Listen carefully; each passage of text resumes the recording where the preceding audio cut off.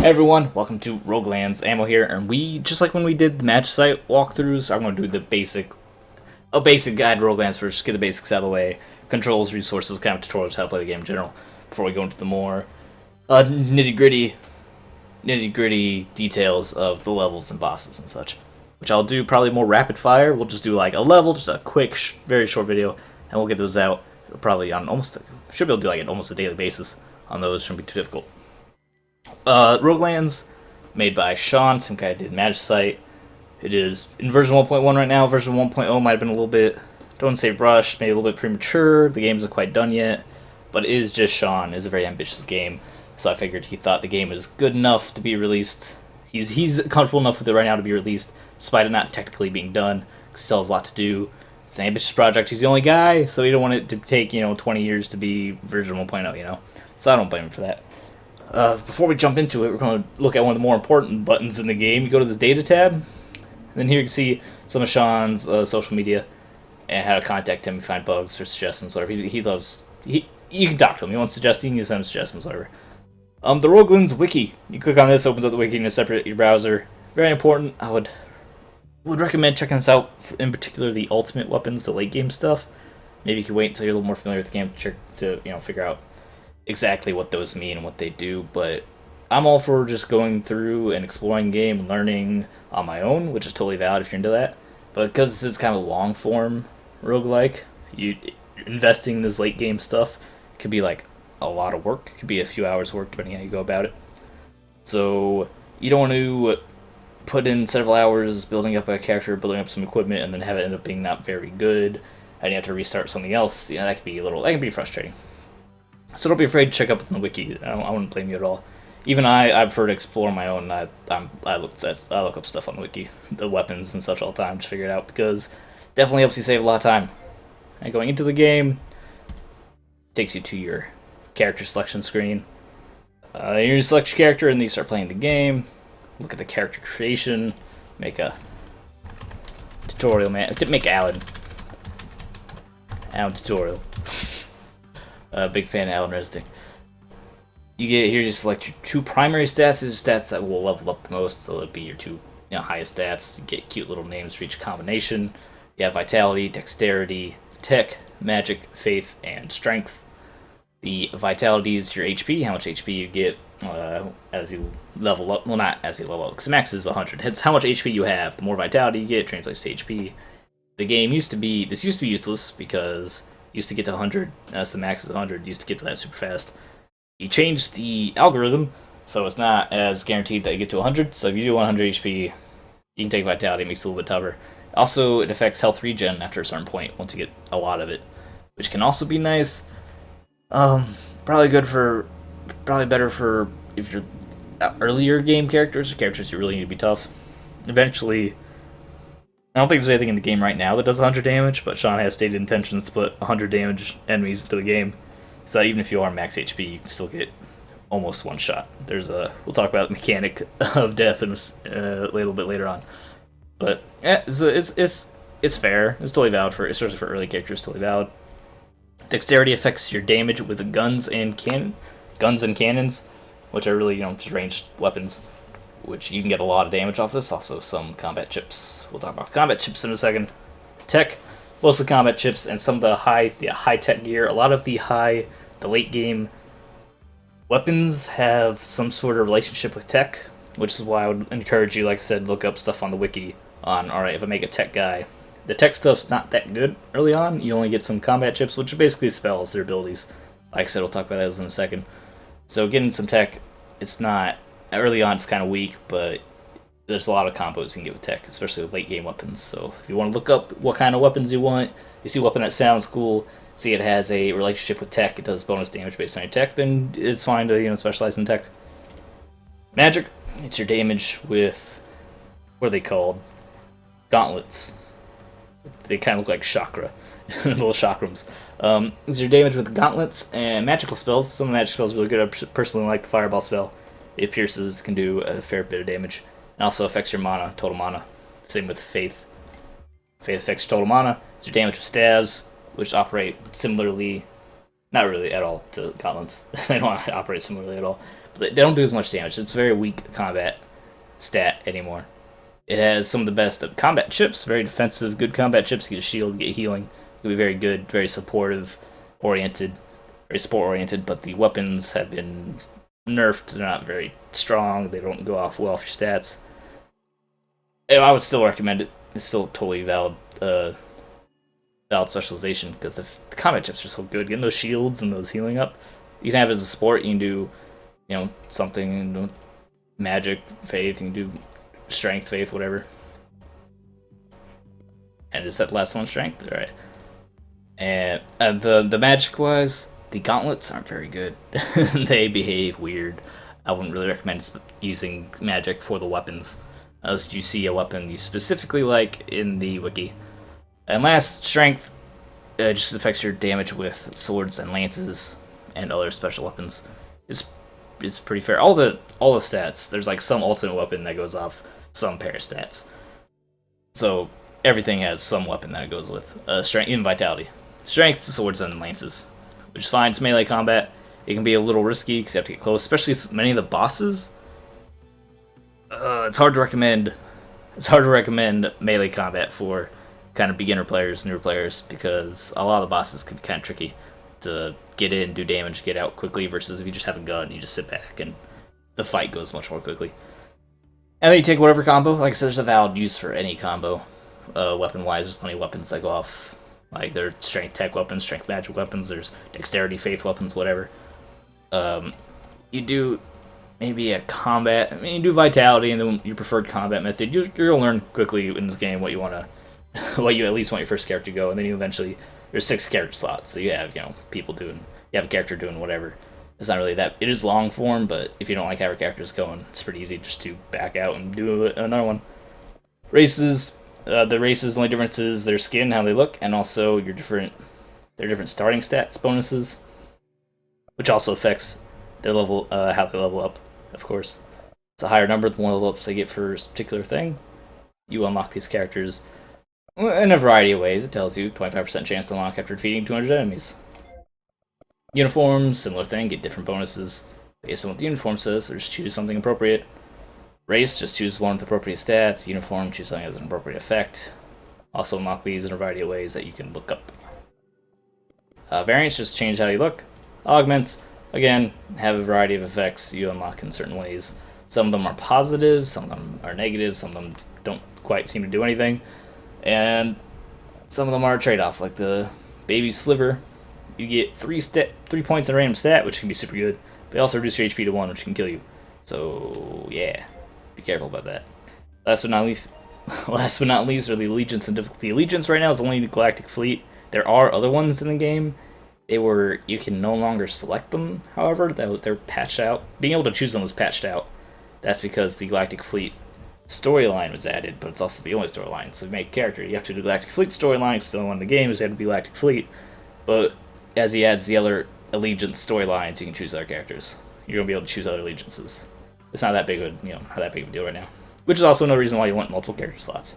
It's for multiple allegiance dudes. Difficulty, standard. I would you just start with standard. Iron Man, you don't get any storage, and you don't get multiplayer. The point of that is that multiplayer lets you revive each other if you die. So obviously, then that's kind of the Iron Man mode. You can't, if you die, you're dead. You can't get revived. The no storage is a big deal, which you'll see in a second. After you create a character, we're taking this screen. If you want to host or connect to your friend's computer, then that's how you do multiplayer with them. Direct peer-to-peer, you need no IP address and all that stuff's kind of a pain in the butt. But poor Sean, he doesn't exactly have a server farm, so he just making do with what he has. Otherwise, you click on single player, and that takes you to your ship. And here is your ship movement. If you ever played a video game before, it shouldn't be hard to figure out. Mouse changes the way you look. Right click actually puts you in a combat mode, and left click is attack. Movement's the WASD keys. And with the WASD keys, Q and E are your dash, very important. And jumping, use double tap, double jump, triple tap, triple jump, and you can just keep jumping as long as you have stamina, which is the L bar here. So it's actually really fun, really satisfying. You can jump, dash around, jump, dash. You have a lot of movement in this game, a lot of mobility. As long as you maintain your stamina. In the very beginning, when you have like 10 stamina like we do now, you can run out pretty easily, but you get to 100 pretty quickly, and then you're just flying around all day. Speaking of your HUD, you have the stamina, the yellow bar. You also have your mana and your HP is the red bar. Mana is the blue bar. HP obviously is HP. You know, you played video games before. Blue is the mana. Use it with your combat chips. Drains as it goes down. Drains as you use combat chips. On your ship, this guy here on the right, these manages your combat chips. So up here, your combat chips 1 through 6, how you activate them. They're basically spells, do a variety of things. You find them as you go through the levels, and then you can use this funny looking computer. I don't know, some weird symbol clock looking thing here. It's a broken clock, and you can manage this as you pick up combat chips. They'll fill up your hotbar, and they go into this computer, and you can click and drag and trade and do whatever you want with those. Then we go on to the alchemy station next. This is where you make health potions. So you grab some of your ingredients that you find in the world. You can't use ores, plant, monster parts, bugs, whatever. Then after you craft it, it tells you what you make. You won't normally get this till you find the recipes, which are here. And as you find more stuff, you get more recipes. I actually haven't done all the recipes yet, just because a lot of stuff used to be useless. Like the like resist heat potions, resist frost, resist poison. Those used to not do anything. But now they do. But I was playing earlier in the game when the game wasn't exactly complete with all that. And also, don't forget to take your stuff out. Like I just demonstrated there. If you put the stuff in there, and then it's easy to close it and walk away. And if you're, that's more of a problem in multiplayer when it might go to other characters and you have to ask for it back. These things can always be used to make emblems. So if you have a lot of dung beetles, for example, you turn them into emblems. You get 1 emblem per 10 items of loot. So we had 540 dung beetles. We got 54 emblems. And then you use those emblems to craft materials. Put emblems 1 in each slot. They have to be the same tier. Click the hammer button, and then you get all sorts of stuff. I don't mind showing you this. It's the kind of stuff you look up on the wiki if you want to see the recipe page, but otherwise you won't know what you're making until you have the recipe found. And you can get different qualities of items. If you go to our storage, this is the storage. You have a multitude of tabs you can buy. If you go to the storage, you can see you can get gold legendary items, you get purple items, you get white plain items. There are also blue items to get. So like normal, magic, rare, legendary, I think is the terminology the community uses. I just use the color names. I use purple, gold, blue, and white. You have your resources you get from monsters and such. You're going to get, end up with a lot of those. Make those into emblems. This ash and dust is currently useless. I'm not sure if there ever will be a purpose to it. Other important resources, money, of course. That's how you buy things. If you need money, you don't need a lot of money, to be honest. You don't need a lot of money. Money's really important in this game. You did a pretty good job, like, even though as much as I played, I still need a lot more money. World fragments, you gather those. Those have a couple uses, not as much as money. And scrap metal is how you can edit your ship. You can customize your ship. I have not done nearly enough of it.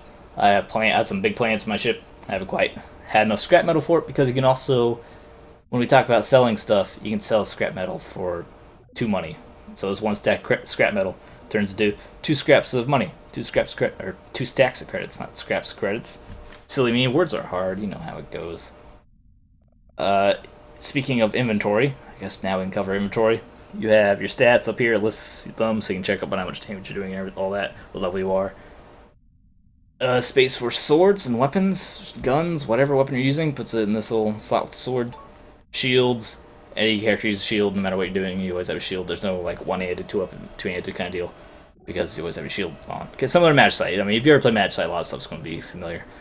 Helmet slot, chest slot, and then ring slots. And then this is just in your pockets. And these are your active items. You want your health potions to be up here. Your potions only want to be up here, things that you need to actually interact with. You want those there, so when you're in combat mode, or not when you're not in combat mode, because in combat mode it switches to your combat chips, so you can't heal in combat mode. Using potions, you have to get out of combat mode. And lets you do that. These are slots for droids. We'll talk about that once we explore the world. Almost forgot. You have your monster cards. These are just collectible cards. They look silly. They're awesome. I actually personally really like these things. You get them from random monster drops, and you get some for bosses, which are gold. They sell for a little bit of money if you're short on cash. And then also weapon mods, really important. Kind of later game stuff. You need to go to Mech City, which you have to buy a ticket, which requires money.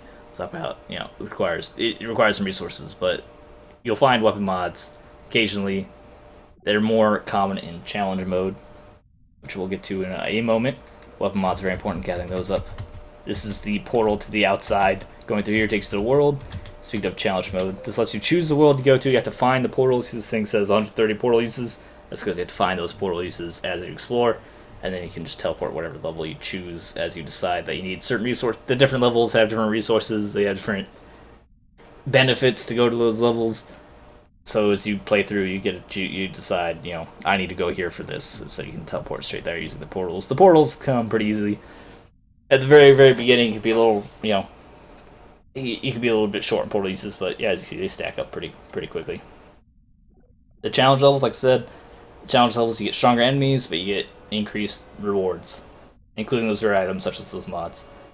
It costs money to invest. You have to invest in it to get it, and each level costs more. So it can be very expensive to invest in this challenge level, but it's very rewarding. And once you get a character with any amount of power, you really want to start doing challenge levels. Although, of course, that also depends how long you're playing, because it does cost 5,000 credits for even challenge level 1. So if you can't play long enough to recoup your expenses, then maybe don't do challenge level 1. If you're only going to play for a couple minutes, you're not going to gather 5,000 credits. Maybe just do a regular, just go through a normal run. You want to invest enough time. Like if you're doing challenge level 3, make sure you have enough time to get all your money back. Or you would want to get all your money back. Before we go on to the rest of the ship, you also have your droids down here. You can upgrade these guys with money. Start with one guy without... he's kind of trash. You can upgrade them all to be slightly less trash. You get your stuff faster. It mostly get you those world fragments that we were talking about. I'll pop these back in my chest, these emblems at least. And as you can imagine, as you can tell, obviously, with the amount of stuff that this brand new guy has, your ship is shared amongst all your characters. So they all have these maxed out droids. They all have the storage all items in it. They all share the ship, which is kind of how the progression goes by. So whatever this character ends up doing and brings back to the ship, when he dies, the next characters can they take over his legacy. They can take his items. They take items that he had. They put in the chest. He can take the money. All that. So that's how the kind of long-term progression works out along with the unlocks, is that you improve the ship. So if the character dies, you still have the ship. Here's the second part. You go through that door, you go to the second part of the ship. You get the job board. Gives you a variety of quests. You can re-roll the quests for money. Quests give you experience, then rewards, like you see here. Credits, mystery gifts, scrap metal.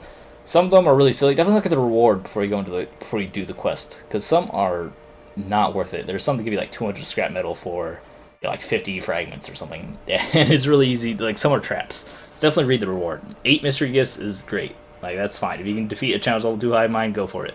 But sometimes the rewards don't quite match up with what it's asking you to do. That's a good way to get experience, especially early on. The character's not, when it's easier to level up. So you can. So like right now, if I want this character to level up easily, I'll just go grab 10 gas bugs out of my box and give it to the quest board. And that'd be easy experience for this guy. So that's the job board. This guy, he's the trasher. You click on stuff to sell it. If I want to sell a sword, I start with boom, $20. Got it. Easy.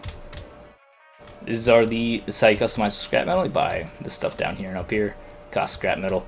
That'll go into your inventory and they can put it into your ship with B build mode.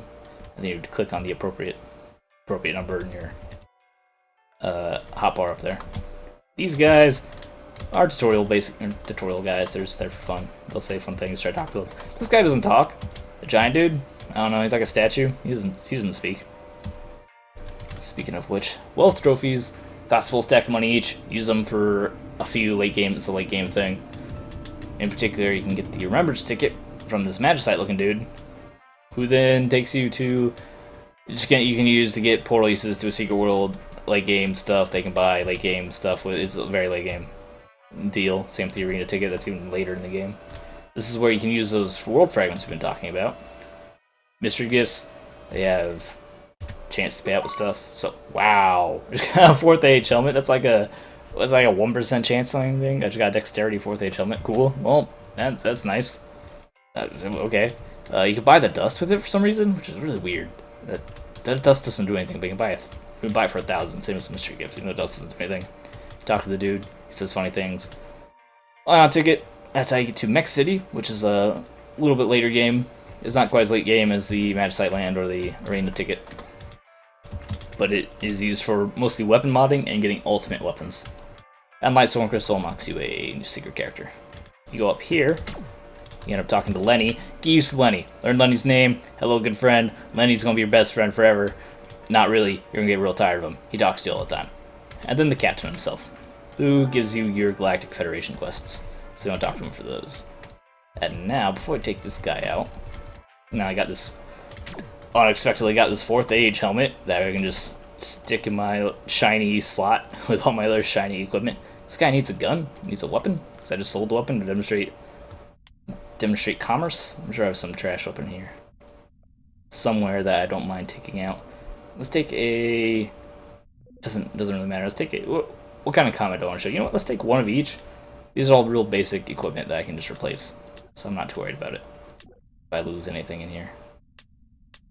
Take the gadget saber. I don't need one of those sitting around. Alright, so we have magic, faith, strength, gun, cannon. Alright, let's go demonstrate some combat after I put these world fragments back in my ship. So you go into the portal, and that takes you out into the world. And let's start with some combat. You right click, go into combat mode, and you click to attack. So swords, you click to swing. Oh, that's a mini boss. Hello, is the first floor mini boss. He jumps and shoots lava, has a bit of health, and you don't have to fight. It's better to fight and run away than to better run and fight. Wait, hold on. No, I got this. Live to fight another day. Better to fight and run away. No. Live to fight another day. Fight and run away. Live to fight another day. You know what I'm saying. It's slipping my mind right now, but you know what it is.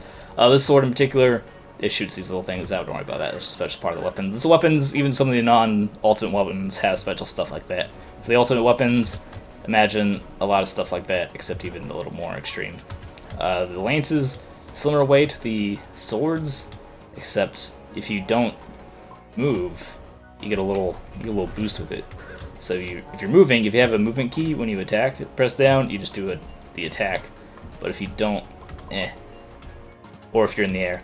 But if you are just on the ground and you click, you do a dash, which is real dangerous because you do not, you're not immune to contact damage when you do that. So it's really easy just to sprint at enemies and get hurt. This is the magic weapon, the gauntlet. Like I said, it's kind of weird. It shoots off to the side and then goes to where your cursor is.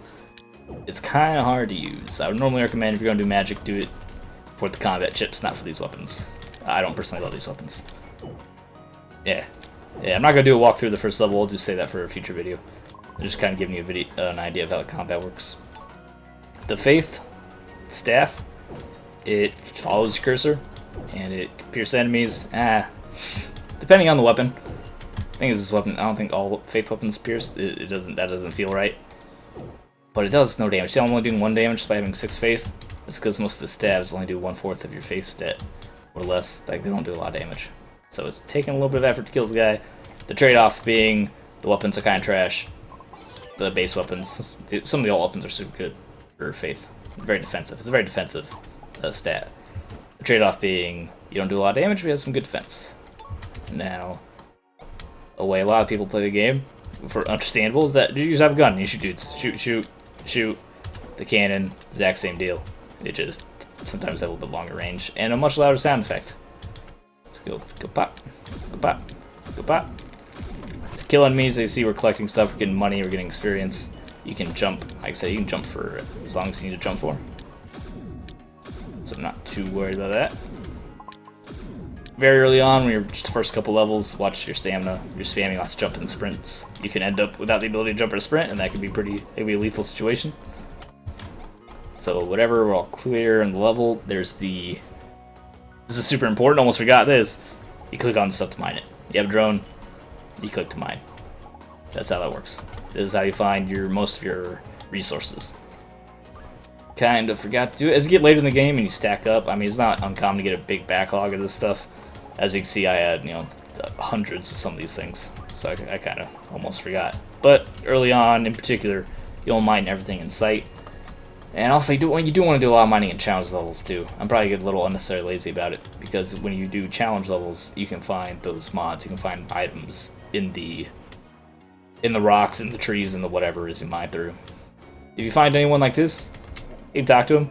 Greetings, and he'll talk to you, and then they give you a thing.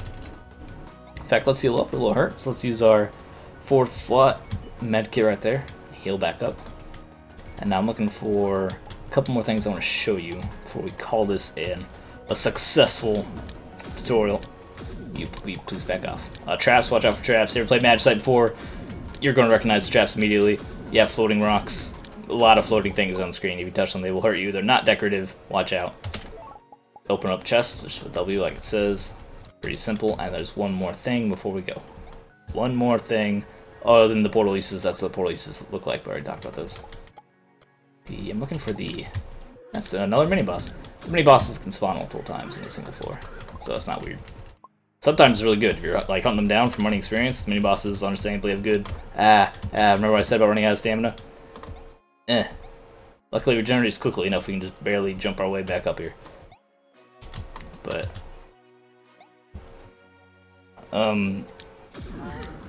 Forgot what I was saying. It's the stamina. I'm just trying to get over here. Is that the same one? Oh, excuse me.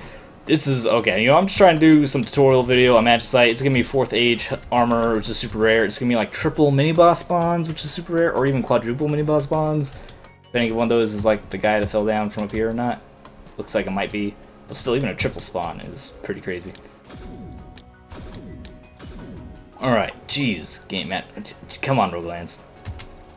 These things, the caches or comm stations or whatever you want to call them. I call them caches. Press W, you interact with it, you get some money and credits. It does take a second. You saw a little bar that was filling up. You can't do anything when it's filling up. You can't move, you can't cancel it, you can't attack. So make sure there's no enemies around before you do that, or you're going to take some damage, you're going to feel real dumb. And after you do all that, you kill everything. It's usually a good idea, especially early on, just to kill all the enemies that you find and loot all the stuff as you imagine it would be a good idea for it. You can run away, there's no penalty for leaving. If you want to leave early, if you only do a couple things, you find the exit right away, go ahead and leave if you're worried about dying. You end up in this between level area. Again, familiar if you've played Magicite. Get this thing. This is important. This affects your equipment experience.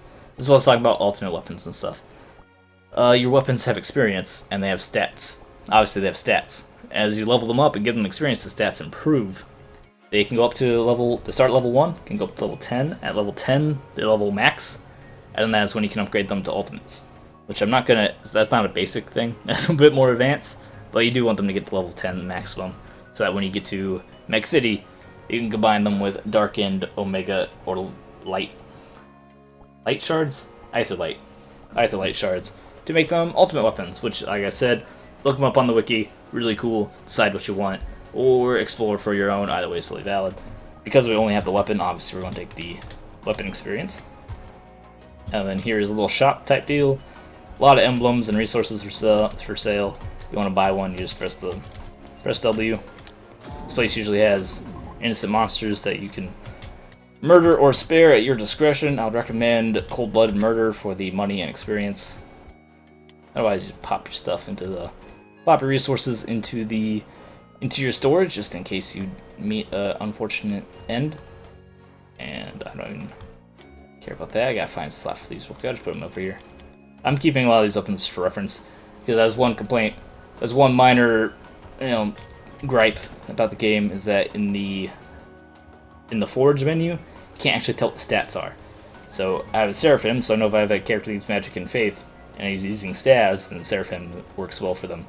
But in the forge menu, looking at this, I won't be able to tell. It'll just show me the picture and what I need to make it, without showing me the stats. So I do keep the backlog of weapons just as reference of what they do. Now we go to the next floor. I forgot to put away my Typhoon. Doesn't matter, I can just make a new one. So it's another boss, jeez. I mean, they're not super rare. Take some damage, you can always heal it up. Use your abilities, and you're low on mana, you can of course eat that up too. Now as you take damage, see we have 3 that did 3 damage? Alright, that attack did 3 damage, I have 3 HP, but if I can take it again, I only go down to 1 HP. That's like one of the most important mechanics of the game, which is relatively new. You can't die unless you're on 1 health. So as long as you're on 1, so I can heal back up and take a hit again, we're still alive.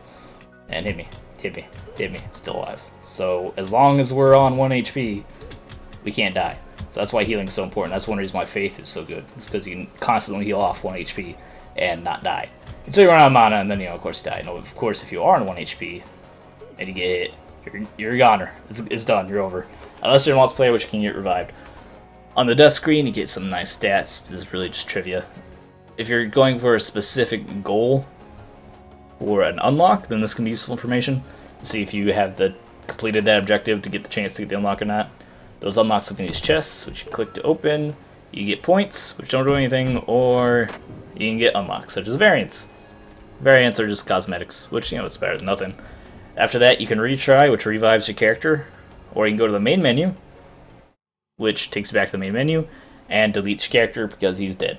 So you don't need to. If you want him to, if you have a personal connection with this guy and he has a name you worked hard on and he looks cool, whatever, just retry. Otherwise, it'll delete your characters and go back to the main menu. And before we end this basic intro video, I decided, you know what? You're going to do the first level. You always do the same level. It's always your first level. It's always here. So I might as well do a bit of a guide on this first level. We already talked about the mini boss. He can be real aggressive. He shoots stuff and he hops at you. If you're just into the game, it's totally valid just to run from this guy. Don't worry about it. He has a little bit, he does some damage. He has a little bit of HP. Even if you are comfortable, using the skills to fight him, he can still be a bit of a pain. So like I said, don't be afraid to run away. Kill the animals, of course. Kill everything that you can find for the HP and for the money. Click to attack these little ant things. They just kind of walk towards you and jump. If they get stuck on the wall, go ahead and jump behind them, hit them. The big thing, however, are these iPods. And also, well, the wasps aren't a big thing. They just fly towards you. Real simple. Just hit them as they come towards you. The big thing we'll look out for are these iPods. These things, you hit them, and then out pops a worm. And the worm flies around and attacks you. They're kind of tougher than some of the other enemies in this floor. But they do have multiple sections they can hit like that. But I see even after that much damage, it's still alive. But a good way to handle these guys is that you hit the iPod, and then just as it spawns, you attack it. That lets you hit all the sections at once, and then once you have a little bit more damage, that will one-shot it. And then that lets you farm these guys for like real easy money and experience. You want to go through, attack everything, you want to farm everything, take all the caches, all that. Do as I say, not as I do, because I'm not going through to clear the entire first level. I'm just going through for the tips. And that's mostly it. Watch out for the mini boss. If you do have to fight the mini boss, go back and also you can touch that pod without them hurting you, and it also activates them. You gain a lot of experience in the first floor. You see, you'll get a lot of levels, not really a lot of experience, but the experience goes a long way, I should say. See if I can get one of these guys to one hit properly, as I should. Oh, also popping almost forgot the most important part, popping the iPods spawns Urgarek, the boss. He's just a larger version of those worms that you're fighting. Don't let him do this to you. He will circle around you. Try to keep him going around a little bit so he can come down. Having this situation's fine, but then as he pulls back in and comes back around, you want to get out from into him because he will make a tight enough circle to do the contact damage. So don't sit there and let him hit you. I had let him come down in front of you, hit his sections as he turns and goes back around. Before he turns back towards you, just get out of there. Don't let him touch you. There's no reason for that. Then as he gets some more experience, where'd our mini boss go? Excuse me, must have fallen down here. Oh, I need to demonstrate killing you. And this is also the boss that you want to fight for the first quest that you have. They get given to by the captain. These are the Tyrannogs that he talks about. You have to get his tooth or whatever. Watch out for his jump. There's this little range attacks where you use to dodge and jump over it. But if you're trying to hit him with your sword, then you could be a little... that could be dangerous. Yep, if he jumps at you, dash back. Also, you definitely want to kill any of his friends that are around trying to bother you. Obviously, easier to fight him on his own than fight his friends with him. Of course, I'm showing this off with a sword. Doing this with a sword is going to be the trickiest part of your starting weapons. If you have a ranged weapon, obviously it's a lot easier. You just hang out from him, shoot him, and dodge is relatively easy to dodge. Melee or ranged attack. Otherwise, you have to keep doing some spacies with him and play footsies for a while. Dash back. If you see his little dodge animation, he opens his mouth, kind of lurches forward a little bit. Just hit your dash button, get out of there. That puts you enough range to keep hitting him too. Watch out for the traps. Jump around blindly, it's a good way to get hit by the traps. One thing to pay attention to is that when you go into combat mode, you get a little letterbox effect. Lowers your vision. So if you're just moving around, go ahead and turn off combat mode so you can see where you're going. So you're less likely to run into traps. Other than that, yeah, just farm everything, hit up all the resources, open all the caches. I already opened that one, didn't I? and then that's how you get past the first level. Not that bad. If you have to heal, heal. And you know, if you die, I'm going to say, okay, that would have killed me. If you do die, you go down. Go ahead and just open up your boxes, see if you get any unlocks. Cool. I got some variants, and then you just hit the retry button, and you're back in your ship. And then you lose the resources you picked up. Obviously, you're back at level 1, but you can just go right back at it and go try it again. The mini boss again, man. You know what? The first time this guy got released, I was looking for him. He would not show up, and now today he won't stop showing up. And then after all that, you go through the level. You get to the end. So open up all you guys. After all that, you get to the end, and then you go through the exit portal, and then you can level up your equipment, buy stuff, whatever. Buying resources isn't too bad. I don't recommend them early in the game, really, just because you're gonna be picking up a lot of stuff. So unless you know you specifically need something, don't worry about it. You can choose your levels. Either keep going to the crag. That's the easiest one. Level up for a while. Don't go to the jungle right away like I just did. Do as I say, not as I do. Because going to the jungle right away would be pretty violent. If you find some equipment, you can go ahead and put it on and level it up. Otherwise, obviously, your weapons all you have. Level up.